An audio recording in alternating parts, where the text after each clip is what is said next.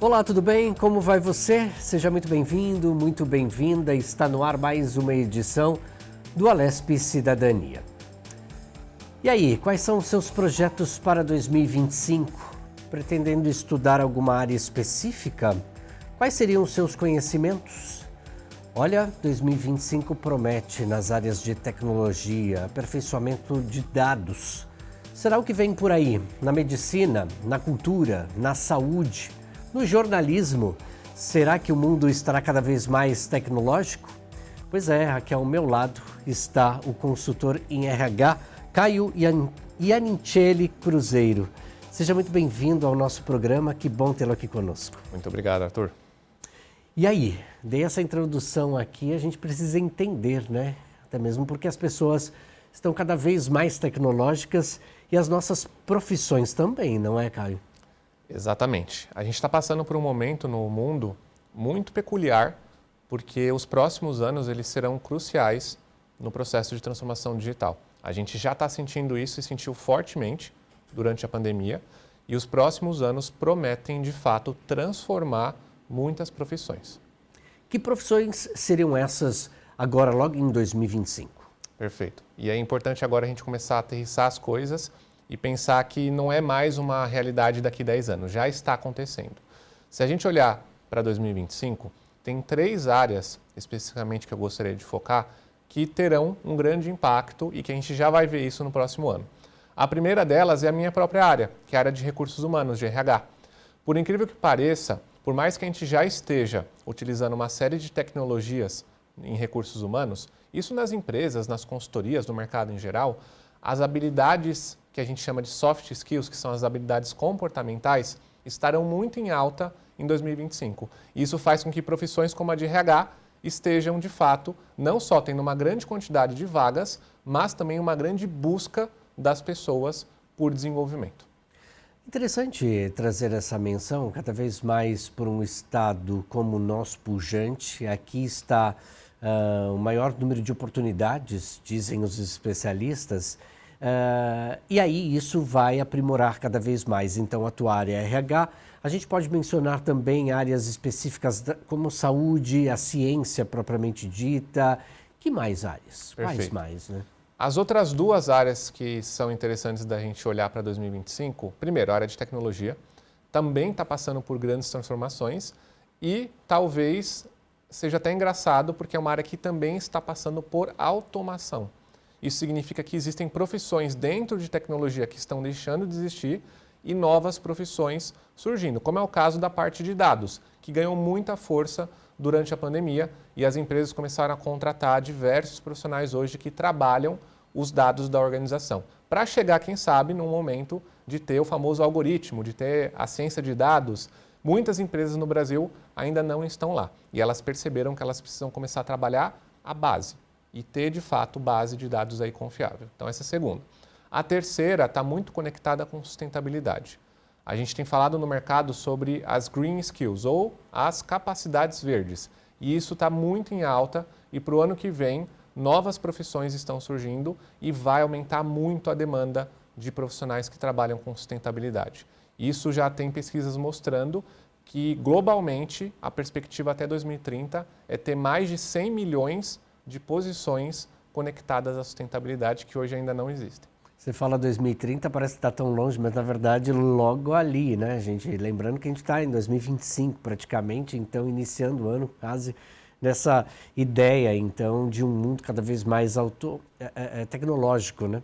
E você falou sobre automação, só voltando um pouquinho antes, né, da automação, acho que é interessante também a gente trazer uma reflexão sobre aquilo que o que a inteligência artificial fez nos últimos anos, né? E agora, em 2024, a gente observou o crescimento gigantesco da inteligência artificial e promete para 2025 também isso, né? Exatamente. Eu lembro que durante a pandemia, 2022, 2023, a gente falava sobre inteligência artificial como algo muito distante da gente. Daqui 10 anos, quem sabe? E aí vieram algumas ferramentas de inteligência artificial generativa que a gente basicamente já está usando e já está adotando. E isso já é usado por muitos profissionais, que é o caso de tecnologias como o do ChatGPT. E hoje em dia, essa tecnologia ela não só está facilitando o trabalho, como ela é uma grande ferramenta de produtividade. Tem que aprender, de fato, a usar. E ela tem sim potencial para substituir algumas profissões e até a forma como alguns trabalhos são feitos. Você, como um consultor de RH, pensando nessa inteligência artificial, trazendo essa questão também do ChatGPT, havia há um ano, por exemplo, uma questão assim, as pessoas se preocupavam muito com isso, né? Como que de que forma então os profissionais se adaptariam a essa realidade? Será que a inteligência artificial, o ChatGPT, por exemplo, substituiriam muitas outras pessoas, os profissionais? Como você analisa isso, então, você como um consultor de RH, no aprimoramento desses profissionais? E aí? Falar de futuro é quase como ter uma bola de cristal, mas a gente já tem uma série de questões que estão aparecendo que nos dão indícios de para onde está indo o mundo corporativo. Um dos temas hoje, Arthur, que eu pesquiso no mestrado é justamente a requalificação de pessoas mais velhas no ambiente de trabalho. Porque a gente tem uma questão muito forte das novas gerações, que é o caso da geração Z, que já está no mercado, e tem um dado bastante alarmante do IBGE, que demonstra que os profissionais, os jovens da geração Z, eles ficam em média 7 a 8 meses numa empresa. Versus profissionais da nossa geração e de gerações anteriores, que ficam 5, 10, 15, 20 anos na mesma organização. Isso muda muito a dinâmica de trabalho. E aí a gente precisa também entender que as capacidades exigidas dos profissionais são diferentes, não são mais as mesmas. E a gente precisa desenvolver um novo set de capacidades digitais, mas também olhar para as capacidades comportamentais, que também são novas capacidades que a gente precisa desenvolver para esse mercado aí de 2025 em diante. Eu me lembro que antigamente, né, as pessoas, você fica pouco numa... A gente, como profissional da comunicação, a gente roda muito, é muito normal isso acontecer, né? Então a gente acaba ficando 6 meses numa empresa aqui, 6 ali. Quando passam uns 3 anos, você já fala, opa, será que está na hora de eu rodar ou não? E antigamente as pessoas falavam muito assim, nossa, mas você vai ficar esse tantinho de tempo numa empresa? Será que isso não complica, por exemplo, o seu currículo? Como é que fica essa realidade? E aí você parece que está demonstrando justamente o contrário, daquilo que é importante. E aí o aprimoramento, a intenção e a compreensão daquilo que é diferente, né? Daquilo que tem sido feito diferente. Agora, especificamente, nessa questão da própria tecnologia, de como entender essa ferramenta tão importante, e eu queria trazer um pouquinho mais para a área da saúde, né? A gente tem falado muito sobre essa questão orçamentária na saúde para o estado de São Paulo, relacionada agora a 2025, né? E houve um crescimento enorme de verba destinada, por exemplo, para a criação e fomento de outros equipamentos que vão fomentar cada vez mais e trazer melhoria à saúde. Existe algo específico para esse movimento? Falando com o cientista, falando com os médicos, como observar isso tudo?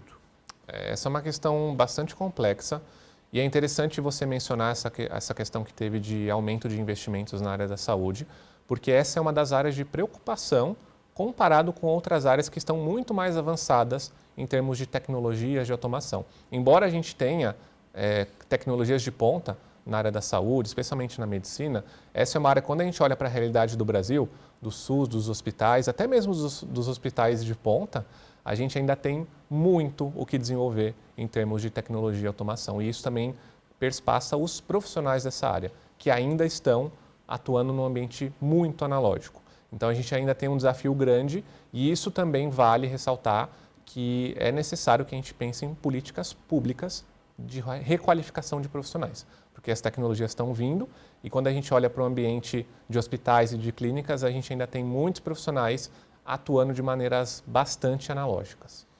Política pública, o setor público, também tem o setor privado. Será que é possível traçar aí um perfil daquilo que pode ser, né, o primeiro, o segundo setor, setores se ajudando, né?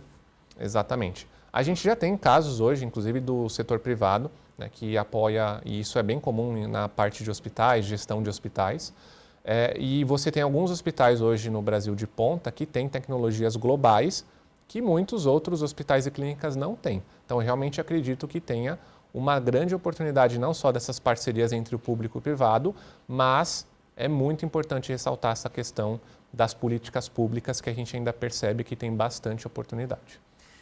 Especificamente falando sobre essa questão das habilidades digitais, né? Como que a gente pode, então, fazer com que empregados e empregadores se entendam, né? E o que vai ser exigido deles? Exato. Vamos dividir, então, as habilidades em digitais e comportamentais. Eu vou citar 3 de cada. No caso das habilidades digitais, eu diria que algumas das principais que serão exigidas nos próximos anos estão relacionadas à análise de dados, e isso para qualquer profissional, e entender e analisar dados, como que a gente usa o dado para tomar uma boa decisão. Uma segunda habilidade é o letramento digital, a gente entender a transformação digital, tudo que está dentro desse pacote, que é bastante complexo, e como isso afeta o nosso dia a dia, a nossa profissão e até o futuro e sustentabilidade da nossa profissão.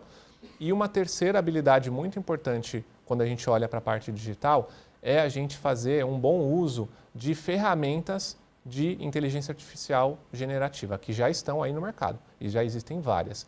Eu diria que essas 3 habilidades elas são de suma importância para as pessoas começarem a desenvolver.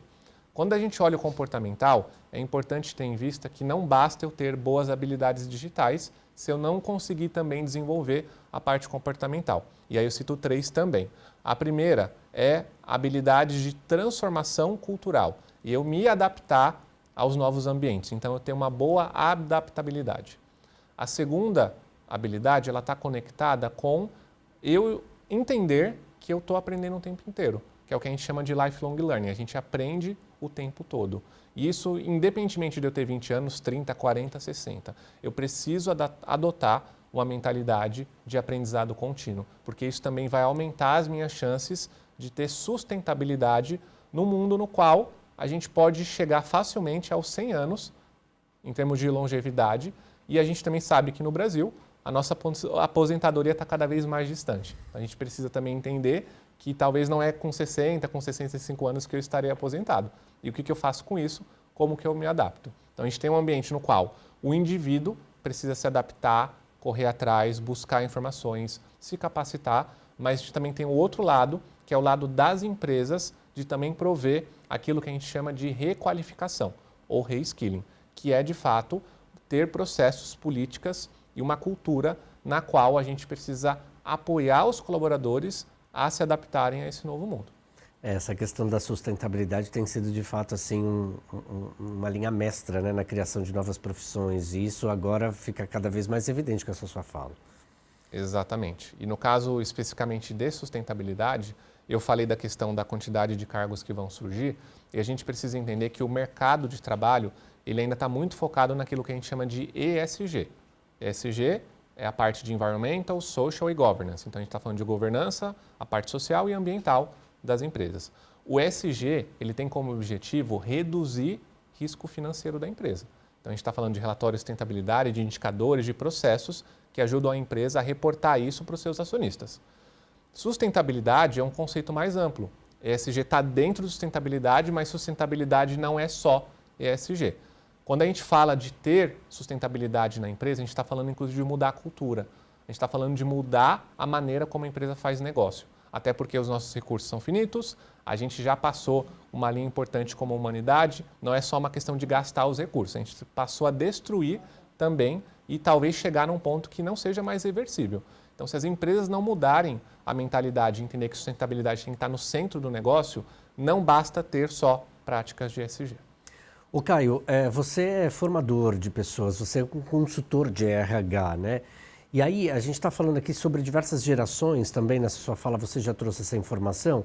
E de que forma fazer com que os mais novos, que estão chegando cada vez mais no mercado de trabalho, formal e informal, entenda essa minha colocação, por favor, e nesse diálogo com os mais velhos. E aí eu também estou falando não somente com aqueles colegas de empresa que são mais velhos, né, e não no sentido pejorativo, mas que estão mais velhos na empresa, de repente que não têm acesso à questão cada vez mais de informática, da própria leitura, da inteligência, enfim, artificial, talvez, na própria residência, né, pais, mães, e é importante também esse elo. Como entender isso e fazer com que, de fato, a comunicação seja primorosa? Olha, desafio, viu, Arthur? Eu lembro quando a minha geração chegou no mercado de trabalho, que a gente sofreu um grande bullying, que é o que está acontecendo hoje também com a geração mais nova. E a gente tem uma questão hoje no mercado também que dificulta isso, porque a maioria das pessoas que estão à frente das empresas, salvo algumas exceções, são pessoas das gerações anteriores, né, mais antigas.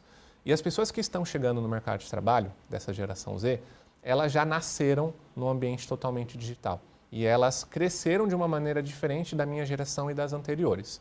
É interessante falar sobre isso porque alguns clientes meus, eles relatam quando vão fazer processo seletivo dessas novas gerações, que essas gerações não sabem, por exemplo, claro que tem as suas exceções, mas eles relatam de maneira geral de que essas pessoas elas têm dificuldade para mexer em aplicativos básicos como Word, Excel, PowerPoint, porque isso não está no celular, isso está no computador. E são gerações que não cresceram com computador, elas cresceram com celular. E aí quando você fala de coisas básicas, que na minha geração, por exemplo, a gente fazia curso para profissionalizar, para aprender a mexer no computador, isso já não é mais uma realidade para essa nova geração. Então a gente está exigindo habilidades que são ainda extremamente úteis no dia a dia, mas que essa geração cresceu sem. E existe um outro dado também alarmante que vem das universidades. Existem hoje universidades de ponta no país que estão tendo dificuldade para fechar cursos de graduação, porque existe uma parcela dessa população da nova geração que não está buscando uma graduação. E aí fica a reflexão. O que a gente faz com essa nova geração? Será que a gente vai precisar adaptar as empresas a essa nova cabeça? Como que é feito essa adaptação? Porque isso pode mudar o paradigma do mercado, que até então eu preciso fazer um curso profissionalizante, eu preciso fazer uma graduação para ter uma boa empregabilidade. Será que essa nova geração tem essa mesma mentalidade? Você fez duas perguntas em uma. Você tem respostas para essas duas perguntas? Eu acredito, de fato, que o mercado de trabalho vai precisar se adaptar também à nova geração. Não é só uma questão da nova geração se adaptando e fazendo um curso de Excel, PowerPoint e entendendo como funciona uma empresa. O mercado vai precisar se adaptar, porque essa geração, ela viu os pais que são da minha geração adoecerem no mercado de trabalho. E elas olham os pais com ansiedade, com depressão, com burnout, e muitas dessas pessoas falam, eu não quero isso para a minha vida. É por isso que elas não estão ficando nas empresas, porque elas chegam em ambientes tóxicos e elas falam, não quero isso para a minha vida. Eu prefiro não construir uma carreira do que ficar igual a você, meu pai, que está cheio aí de doenças. Então, a gente tem que lembrar que daqui 10, 15, 20, 30 anos, a geração dominante do mercado de trabalho será essa. Ela estará nas empresas permeando todas as posições. O mercado precisa também se adaptar a essa geração. O mercado precisa se adaptar a essa geração, o mercado precisa se adaptar ao consumidor, também mudou a vontade, teve mudança nas vontades, nos desejos. E aí, como explicar isso também, né? Exato. Se a gente olha para os consumidores, e hoje já é possível ver uma grande mudança no comportamento de consumidores. Tem pesquisas mostrando que as pessoas estão procurando, inclusive, fazer negócios e comprar de empresas que têm uma mentalidade de sustentabilidade já acontecendo. E isso também muda a maneira como eu faço negócio com as pessoas do mercado. Essa nova geração que vem, de fato, com uma conscientização maior em relação à sustentabilidade, ela vai exigir mais disso das empresas. E aí eu volto no meu ponto. Não basta eu ter um foco em ESG. Se a minha empresa não tiver uma mentalidade de sustentabilidade, isso pode começar a impactar em negócios daqui para frente. Então é super importante também essa adaptação ao novo perfil desse consumidor. E aí não é só sustentabilidade. Quando a gente olha para o digital, a gente tem até um exemplo interessante de clientes meus do universo agro, né? Então, se a gente falar de agronegócio, os filhos de agricultores, e eu estou falando aí de negócios grandes, eu não estou falando de um agricultor pequeno, eu estou falando de um agricultor médio e grande, que tem aí grandes recursos à disposição. Os filhos dessas pessoas, eles já vêm com uma cabeça muito diferente e totalmente digitalizada. Então, até então, para eu fazer negócio com um agricultor, totalmente analógico. Esse filho ele quer digital, ele quer fazer negócio e comprar insumo agrícola, por exemplo, numa plataforma. É muito diferente da cabeça dos pais. E as empresas também começaram a perceber que o perfil desses consumidores, desses clientes também está mudando. E aí que está esse negócio da adaptação. Essa questão, né, da mudança também é uma estratégia, a propaganda, e aí diretamente aqui para os profissionais de marketing, publicidade também, né?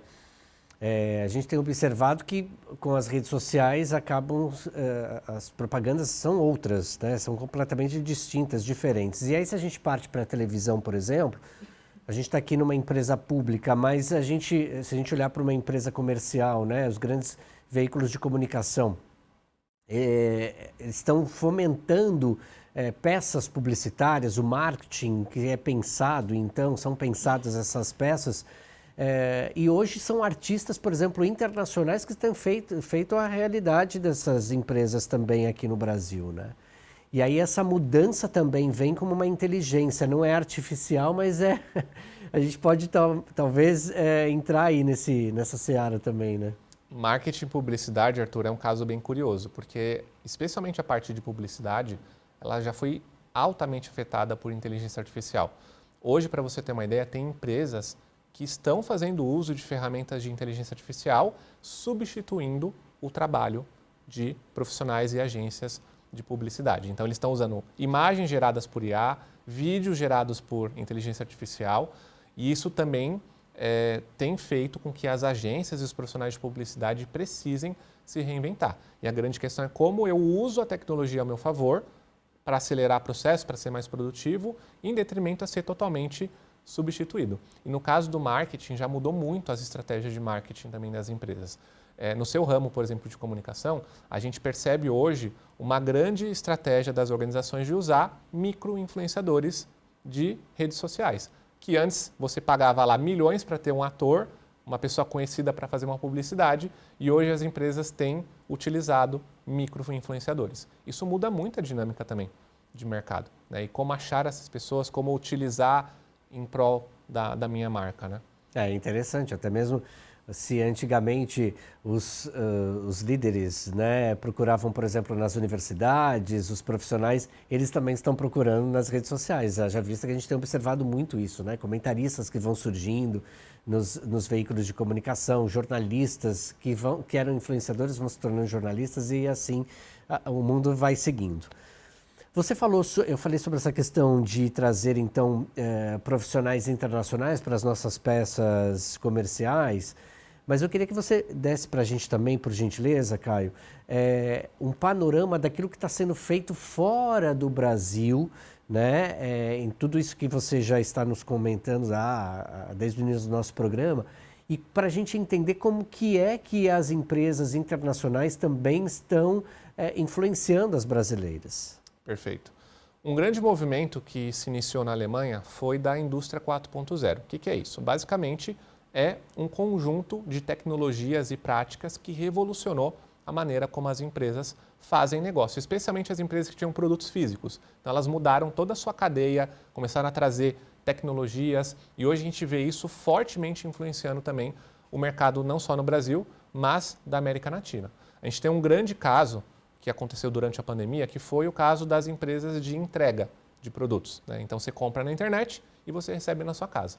E a gente tem empresas hoje no Brasil que, de fato, aceleraram muito o processo e melhoraram bastante esse processo com tecnologias. E hoje é possível você receber um produto na sua casa no mesmo dia que você comprou, graças a toda essa revolução que aconteceu na cadeia de suprimentos desses produtos. Esse, para mim, é um grande exemplo de como tecnologias de outros países influenciaram a maneira como o Brasil e os países da América Latina também fazem negócios. Da tecnologia trazendo para uma questão mais humana também, a gente foi se adaptando muito a essa realidade também da cultura estrangeira brasileira, obviamente, e aqui aí tem pano para manga também, né, falar sobre isso, mas como é que você observa também essa questão da leitura, se você tem essa leitura, né, assim, daquilo que foi adaptado de lá para cá? Perfeito. A gente fala muito de um processo chamado de tropicalização, que é a gente pegar tecnologias, processos e culturas e adaptar também a nossa cultura aqui no Brasil. Um bom exemplo são as empresas multinacionais que têm atuação em território nacional. Quando tem um evento de mudança cultural ou uma implementação de uma tecnologia, é muito comum de você precisar fazer uma adaptação disso no país, porque a cultura é diferente, a maneira das pessoas se relacionarem é diferente e até a forma de trabalho também é diferente. Um bom exemplo é você pegar empresas europeias que têm questões ali culturais que no Brasil não são tão fortes. Então, o brasileiro, por exemplo, a gente tem uma relação com horário muito diferente se a gente compara aí com empresas europeias. E aí, quando você chega no país e tenta adaptar coisas que lá funcionam super bem, porque as coisas são muito pontuais, o trem chega no horário que é previsto. Aqui a gente tem que lembrar que o brasileiro vai trabalhar muitas vezes de transporte público e aí depende da boa vontade e dos recursos disponíveis. Então, um trajeto que pode levar 30 minutos pode tranquilamente chegar em 1 hora e meia, diferente de realidades ali de grandes centros urbanos europeus. Então, eu de fato vejo que é muito importante essa adaptação e essa tropicalização quando a gente olha para processos, tecnologias e também outras culturas. Falando então sobre cultura, os processos tecnológicos, essa questão incrível que a gente tem vivido agora e vai viver muito mais ainda no futuro, né, tão próximo. Como é que você observa essas inúmeras profissões que podem surgir ao longo deste ano, então 2025, mencionando então para que os nossos telespectadores, nossas telespectadoras abram de fato o horizonte, né, e mergulhem nesses processos, né, e profissões que antigamente não existia, ainda hoje também não existe, mas de repente no futuro pode ser, né? É difícil fazer uma previsão, mas acho que a tecnologia já vem mostrando para a gente, né, o que quais são as profissões ali do futuro, enfim. Exato. E falando especificamente das profissões, ressalta a parte de sustentabilidade. Tem um dado muito interessante que o LinkedIn, que é uma rede social mais focada em trabalho, em 2024 reportou que cerca de quase 20% das posições postadas lá na plataforma tinham algum requisito conectado com sustentabilidade. E esse é um avanço impressionante e é muito provável que isso fique muito mais forte no mercado. Então, profissões como gerente de sustentabilidade, especialista, um generalista que trata desse tema, que não olha só para o ambiental, que olha também para a parte de governança, de social, isso está bastante em alta e ficará mais em alta também a partir de 2025. Em tecnologia, você comentou da parte da saúde.